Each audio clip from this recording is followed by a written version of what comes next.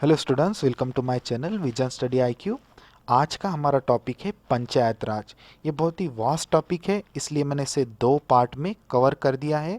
तो आज हम सीखते हैं पंचायत राज। जैसे कि हम जानते हैं कि पंचायत राज हमारे जो विलेजेस हैं वहाँ पे इस्टेब्लिश किया गया है। एक सेल्फ बॉडी होती है ये, जो गांव में अलग अलग तरह की डेवलपमेंट करती है। हमारी सेंट्रल गवर्नमेंट देखिए पावरफुल तो है, मगर उन्हें नहीं पता है कि उस अलग अलग विलेजेस में क्या प्रॉब्लम्स है। तो गांव की एक सेल्फ बॉडी इस्टेब्लिश करना भी बहुत ज़रूरी था। तो इसलिए पंचायत राज इस्टेब्लिश किया गया अलग अलग विलेजेस में। वहाँ की स्कूल सिस्टम को ये डेवलप करने में मदद करता है। ठीक है, एग्रीकल्चर पे वहाँ पे फोकस किया गया पंचायत राज के थ्रू। गांव में क्लीननेस होना चाहिए, ये भी इसमें डेवलपमेंट किया गया। और जो वाटर की फैसिलिटी है वो घर घर में पहुँचे, गांव में पहुँचे, ये इसका मेन मोटिव था।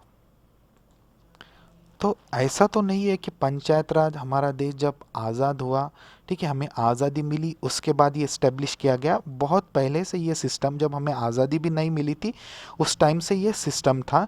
तो देखिए, लॉर्ड रिपन का कार्यकाल पंचायत राज का स्वर्णकाल कहलाता है, इनका गोल्डन टाइम था। उस टाइम बहुत प्रॉपरली ये चल रहा था ये सिस्टम, और इसके वजह से बहुत से विलेज की अच्छी तरह से डेवलपमेंट भी हुई थी।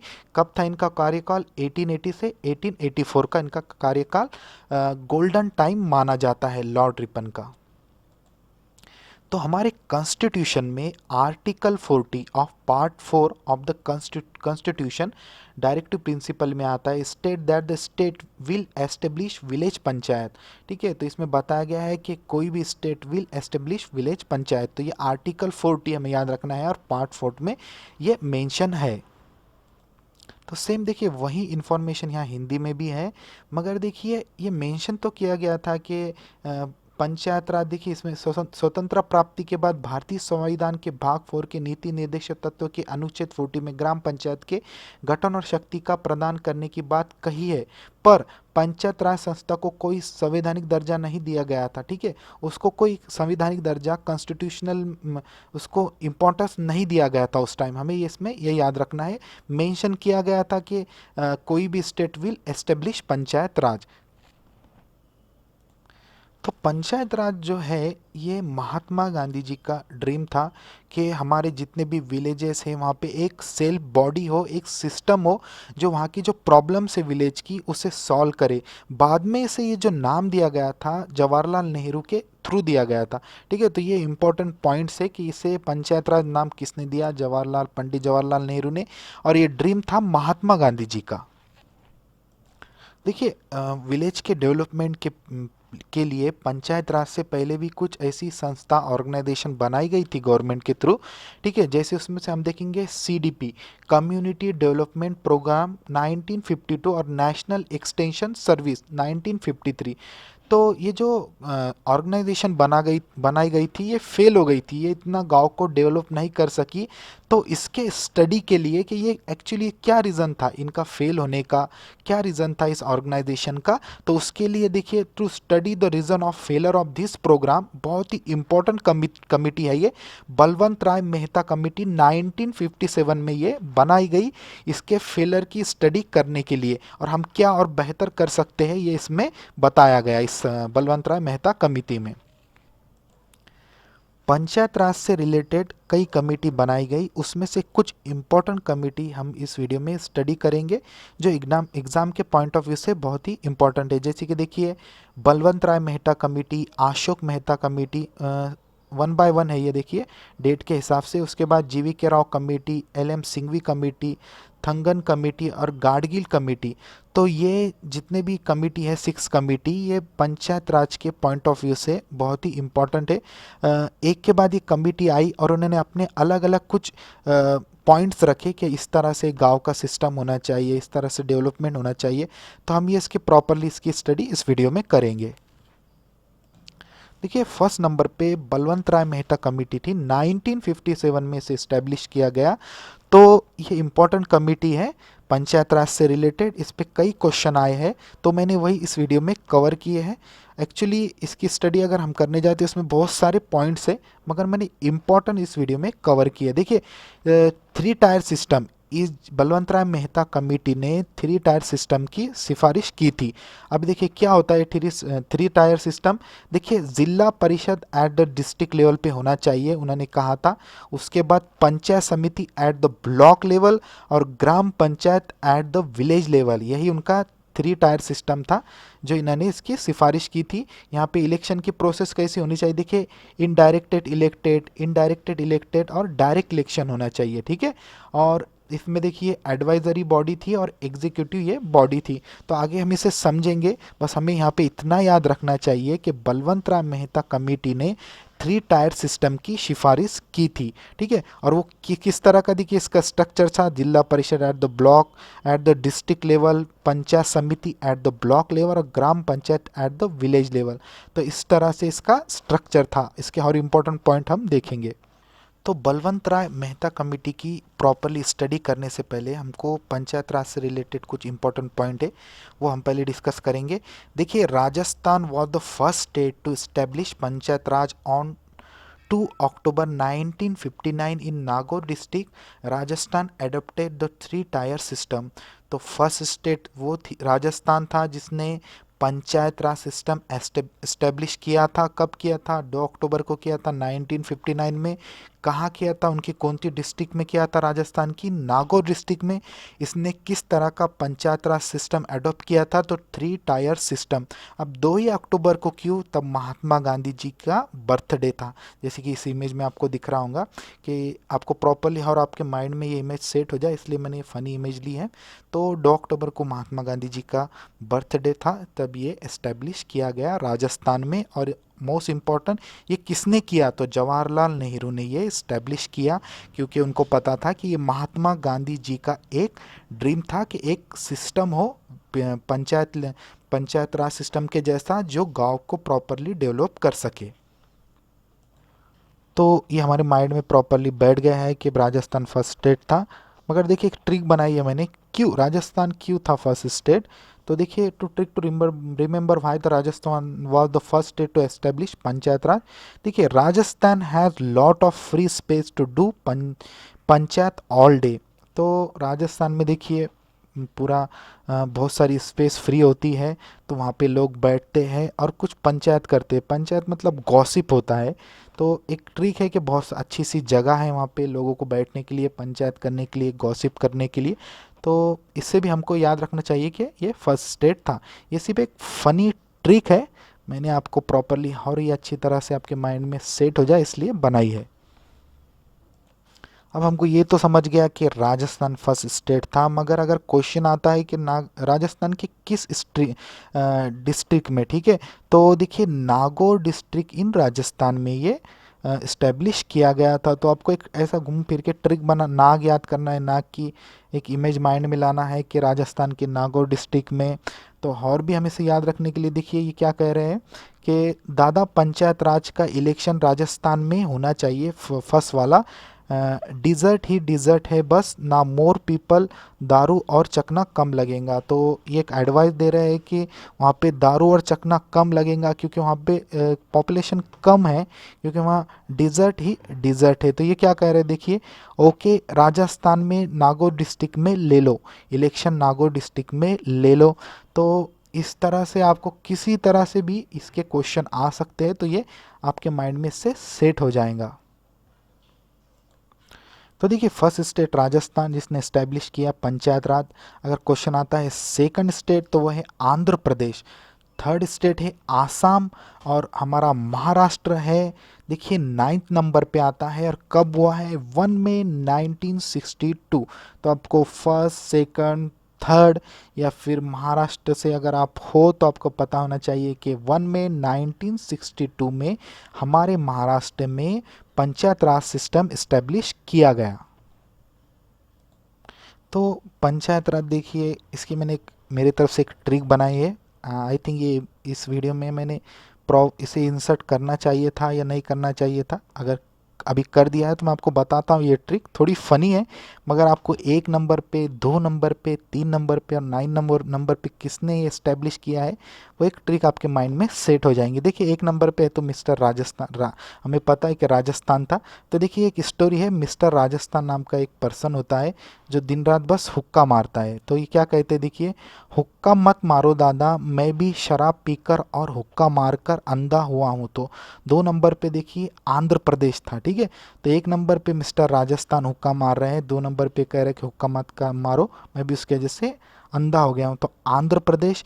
3 नंबर पे हमने देखा था आसाम था। तो ये क्या कह रहे, देखिए, शराब हुक्का ड्रग को लेफ्ट करना आसान नहीं है। इस तरह से देखिए कितनी स्टोरी बन रही है और हमारे माइंड में प्रॉपरली सेट हो रहा है। और फिर देखिए क्या कह रहे हैं, 9 नंबर की गाड़ी पकड़ और महाराष्ट्र आजा, सब छुड़वा डालूंगा, तेरा हुक्का पानी सब छुड़वा डालूंगा, जय महाराष्ट्र। तो हमने देखा था 9 नंबर की गाड़ी मतलब 9 नंबर पे महाराष्ट्र था, जय महाराष्ट्र। तो एक ऐसी ट्रिक बनाई है जिससे 1 2 3 और 9 नंबर पे किसने स्टैब्लिश किया है, आपको ये इसमें समझ में आ जाएगा। अब आते हैं हमारे कमिटीज़ की तरफ। तो 2 नंबर पे थी अशोक मेहता कमेटी, जिसने पंचायत राज सिस्टम जो है इस पे अपने कुछ राय रखी थी। देखिए, the 3 tier system of panchayat raj should be replaced by the 2 tier system. अगर आपको क्वेश्चन आता है कि बलवंत राय मेहता कमेटी ने कितने टायर सिस्टम की सिफारिश की थी, तो देखिए 3 टायर था। अब अशोक मेहता कमेटी ने आईएमपी ये 2 टायर सिस्टम की यहाँ पे सिफारिश की थी। ये उनका एक फ़र्क था, एक डिफरेंस था। तो देखिए जिला parishad at the district level और mandal panchayat total population of 15,000 to 20,000, ठीक है। तो ये इन्होंने इनकी सिफारिश रखी थी अपने तरफ से, जो इनको बेटर लगा। और देखिए इसको कैसे याद करना है, 2 टायर सिस्टम, हमें ये बस इतना पता हो गया तो बहुत है कि 2 टायर सिस्टम इन्होंने बताया था, और जिला परिषद और मंडल पंचायत। तो यहाँ पे देखिए 2 टायर सिस्टम, तो नाम में देखिए अशोक मेहता है, 2 ही नाम है, एक अशोक है और एक मेहता है। तो इन्होंने 2 लोग हैं इसलिए इन्होंने 2 टायर सिस्टम की सिफारिश की थी।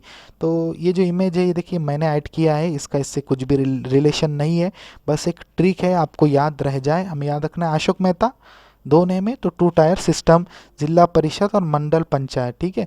तो इतना भी अगर इसके बारे में आपको पता है तो इनफ है। हम आगे और डिस्कस करते हैं इंपॉर्टेंट पॉइंट। इसके बाद अशोक मेहता कमेटी ने देखा और क्या है, constitutional recognition should be accorded to the panchayat raj institution. तो इनको ये भी लगा कि इसे कॉन्स्टिट्यूशनल का में इसको शामिल कर देना चाहिए, ठीक है। तो ये इनकी एक और सिफारिश थी। अब अशोक मेहता कमेटी ने देखिए और क्या कहा, seat for SCs and ST should be reserve on the basis of their pollution, ठीक है। रिजर्वेशन की इन्होंने बात की थी SC और ST के लिए। तो ये भी एक इम्पॉर्टेंट पॉइंट आपको पता होना चाहिए। अगर हम गाडगिल कमेटी की बात करते हैं जो इसके बाद आई थी 1988 में, इसने भी SC और ST जैसे कि अशोक मेहता कमेटी ने कहा है, इन्होंने यहाँ पे ऐड किया था वुमन को भी रिजर्वेशन मिलना चाहिए। तो मैंने अभी गाडगिल कमेटी हम आगे डिस्कस करेंगे, लेकिन यहाँ पे मुझे लगा कि ये पॉइंट आपको बता देना चाहिए। अशोक मेहता कमेटी, SC और ST, गाडगिल कमेटी, SCB और STB और वुमन भी, ठीक है। तो इनको भी इनको लगा रिजर्वेशन वुमन को भी मिलना चाहिए। तो इसके बाद देखिए कि सब कह रहे हैं कि इसमें कॉन्स्टिट्यूशन में इसे शामिल कर दो भाई, तो कर दिया गया 73rd constitutional amendment act of 1992, ठीक है। इससे देखिए आपको याद रखना है इसे कॉन्स्टिट्यूशन में कब शामिल किया गया।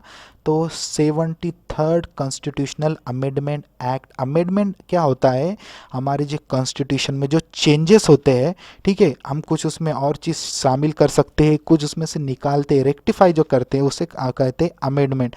तो इस 73rd constitutional amendment act of 1992 में इसको संवैधानिक दर्जा दिया गया, संविधान में इसे शामिल कर दिया गया। तो देखिए, तो of the recommendation of Ashok Mehta committee भी हम कह सकते हैं। तो देखिए, I am 73 years old now, ये क्या कह रहे हैं कि हम आप 73 ईयर्स ओल्ड है, आप तो भाई कॉन्स्टिट्यूशन में मुझे शामिल कर दो। एक मैंने ऐसी एक ट्रिक ली है। तो चलो ठीक है, अशोक मेहता भी कह रहे हैं, दोनों भी कह रहे हैं, तो कर दिया गया, इसे कॉन्स्टिट्यूशन में इसे शामिल कर दिया गया। एक्चुअली ये टॉपिक काफ़ी वास्ट टॉपिक है जैसे मैंने स्टार्टिंग में कहा, लेकिन मैं जितने भी पॉइंट इसमें कवर कर रहा हूँ सब मोस्ट इम्पॉर्टेंट है। तो वीडियो अगर थोड़ा लेंदी हो जाए तो प्लीज़ इसे आप पूरा वॉच कीजिए, क्योंकि आपको इसकी प्रॉपर नॉलेज मिल जाएंगी। तो थोड़ा बड़ा हो जाएगा वीडियो, इसके लिए सॉरी। इसके बाद कमेटी आ गई जीवी के राव कमेटी 1985। अब इन्होंने क्या क्या 4 स्तरीय पंचायती राज व्यवस्था का सुझाव दिया। बस यहाँ पे इन्होंने 3 टायर नहीं, 2 टायर नहीं, 4 टायर सिस्टम का इन्होंने सिफारिश की थी। तो उसका देखिए स्ट्रक्चर भी इसमें बता दिया गया है। तो यही डिफरेंस है, अलग अलग कमेटी ने अपने पॉइंट्स रखे थे।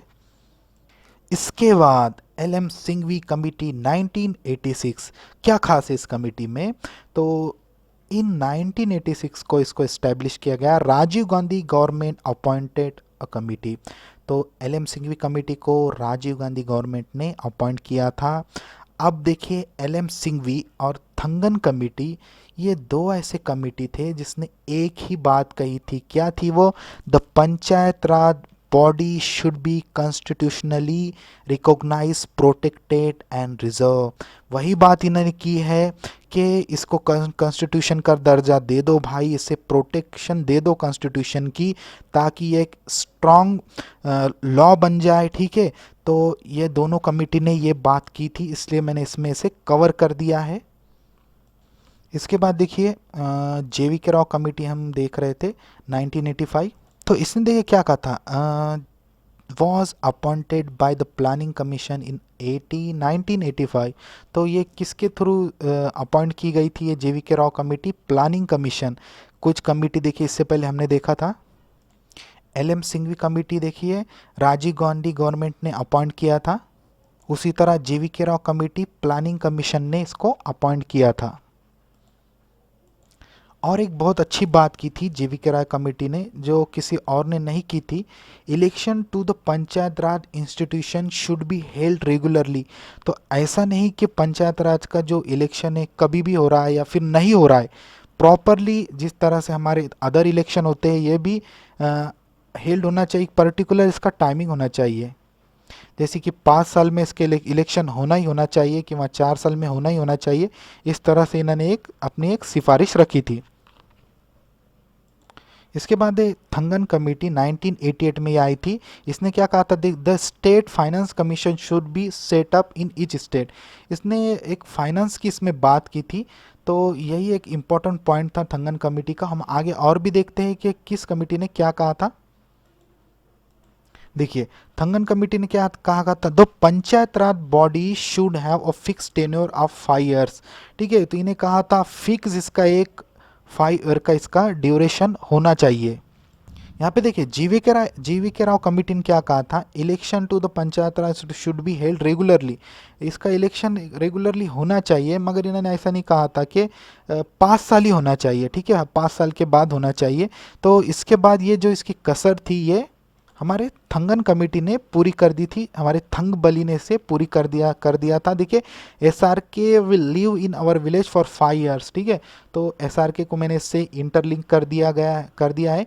थंगन हमको क्या लगता है? थंग बली के जैसा लगता है। तो इन्होंने क्या कहा था कि जब panchayat raj body should have a fix tenure of 5 years। आपको ये पता होना चाहिए कि जो इसकी ऑर्गेनाइजेशन थी रिलेटेड पंचायत राज की, किसी ने 2 टायर सिस्टम कहा था, किसने 3 टायर कहा था, किसने फाइनेंस की बात की थी, किसने SC और ST के रिजर्वेशन की बात की थी, किसने वुमेन के रिजर्वेशन की बात की थी, इसका टेन्योर 5 years होना चाहिए, किसने कहा था। तो ये सब पॉइंट हम एक 1 by 1 कवर कर रहे हैं, इंपॉर्टेंट पॉइंट। तो देखिए ऑलरेडी हमने ऊपर ये डिस्कस कर दिया कि panchayat raj body should have constitutionally recognised. ठीक है, तो इन्होंने यही कहा था, हमने देखा इससे पहले कि कॉन्स्टिट्यूशन में से रिकॉग्नाइज कर दो। इसके बाद आती है गाडगिल कमेटी 1988। तो थंगन कमेटी ने जो जो सिफारिश की थी वो सारे, और द फॉलोइंग रिकमेंडेशन, और जो हम आगे देखेंगे गाडगिल कमेटी ने ये सिफारिश की थी। The member of the panchayat at all the 3 levels should be directly elected. ठीक है, तो इन्होंने कहा था कि जितने भी लेवल है पंचायत राज के, जो हमने ऑलरेडी डिस्कस किया है, वहाँ पे इलेक्शन डायरेक्टली इलेक्टेड होना चाहिए। और क्या कहा था गाडगिल कमेटी ने? देखिए reservation for SC, ST and woman, ठीक है। जैसे हमने ऑलरेडी डिस्कस किया है कि देखिए अशोक मेहता कमेटी ने सिर्फ कहा था SC और ST का, और लेकिन गाडगिल कमेटी ने यहाँ पे वुमेन को इसमें इंक्लूड कर दिया है। तो हमको ये पता होना चाहिए, एग्जामिनर अगर ट्रिकी क्वेश्चन पूछता है तो वो क्या क्या कहेगा, गाडगिल कमेटी में यहाँ पे वुमेन हटा देगा है, ठीक है, और ST और SC रखेगा। अगर यूपीएससी में इस तरह का ऑप्शन 2 या ऑप्शन 3 होता है तो ये थोड़ा सा माइनर डिफरेंस है, लेकिन हमें पता होना चाहिए कि अशोक मेहता कमेटी ने सिर्फ ST और ST कहा था, यहाँ पे वुमेन की इन्होंने बात नहीं की थी, ये गाडगिल कमेटी ने इसे इंक्लूड किया था। इसके बाद गाडगिल कमेटी ने और क्या कहा था कि देखिए establishment of state election commission होना चाहिए, किस लिए, पंचायत राज के इलेक्शन के लिए एक स्टेट इलेक्शन कमीशन इस्टेब्लिश होना चाहिए। बहुत ही बढ़िया इन्होंने बात की थी, ताकि प्रॉपर मैनेजमेंट हो और प्रॉपरली इलेक्शन हो, इसलिए एक स्टेट इलेक्शन कमीशन होना चाहिए पंचायत राज के लिए। तो ये सारे जो कमिटीज़ हैं इन्होंने कुछ ना कुछ अपने पॉइंट ऑफ व्यू से कुछ सिफारिश रखी थी, उसमें से कुछ इंपॉर्टेंट चीज़ें हमने इस वीडियो में डिस्कस की। ये सिर्फ पार्ट 1 है, इसके बाद मैंने इसका पार्ट 2 भी बनाया है और बहुत जल्द मैं उसे अपलोड कर दूंगा। तो अगर आपको ये वीडियो अच्छा लगता है तो प्लीज़ इसे लाइक कीजिए